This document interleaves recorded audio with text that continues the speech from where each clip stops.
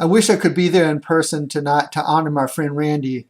I know I'm prejudiced, but I can't think of a more deserving person to have this wonderful tribute concert for.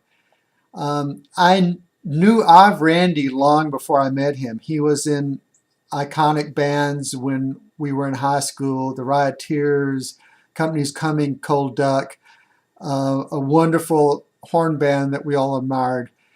So when I finally met him, got the call to try out for Love, Peace, and Happiness, I was actually a little intimidated, but he turned out to be the nicest guy you could ever meet. And we became good friends and played together for a long time. Um, Randy has the most generous spirit of anybody I've ever met. One of the most lovely qualities about him. And I've seen this in all kinds of different venues. People would come to him wanting to do a charity event or just put on a big concert of their dreams, really. And he would put his team on it, and he worked night and day, and really fuss over it for months until the event. And then when it came off, it would be one of the most lovely, beautiful, professionally produced concerts you've ever seen. He's made a lot of people's dreams come true in that way.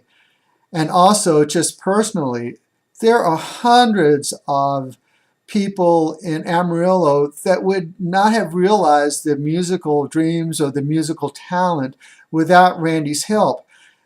And, I'm one of those guys. When I moved to Lubbock and switched from playing bass to guitar, I didn't have a guitar, I didn't have an amp. I kind of had rigged up like a old little Fender Champ through my bass amp to cover for my amp. But I'd go up, get a guitar, go back and play it for a month or two, and then realize, well, this isn't quite what I need, go get another one.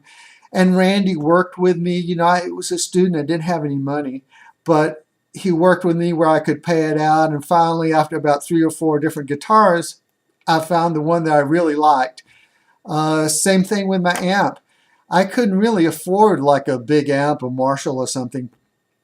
Randy called me up and he says, oh, we're carrying these new line of amps, and I think it'll work really good for you. And we worked out a deal, and he delivered it to me like late one night before one of the gigs. And you know what? That amp really worked for me. The first night I gigged with it at a big club in Lubbock. People would come in the next door wondering what I was playing and where they could get one. So he really works with people to get them what they need. And I know that all the musicians in Amarillo really have appreciated his help through the years. And Randy and I also had a great time playing together. We played in Love, Peace, and Happiness and in Billing of the Kids, and had a great time traveling around the Panhandle, playing all these gigs. And one of my favorite onstage memories of Randy is we were playing at a big club, and we do have a lot in common. And I played bass and dabbled at keyboard, but he played keyboard and dabbled in bass. So we had the song where we would switch. So I was playing keyboard one night, and Randy was playing bass across the stage.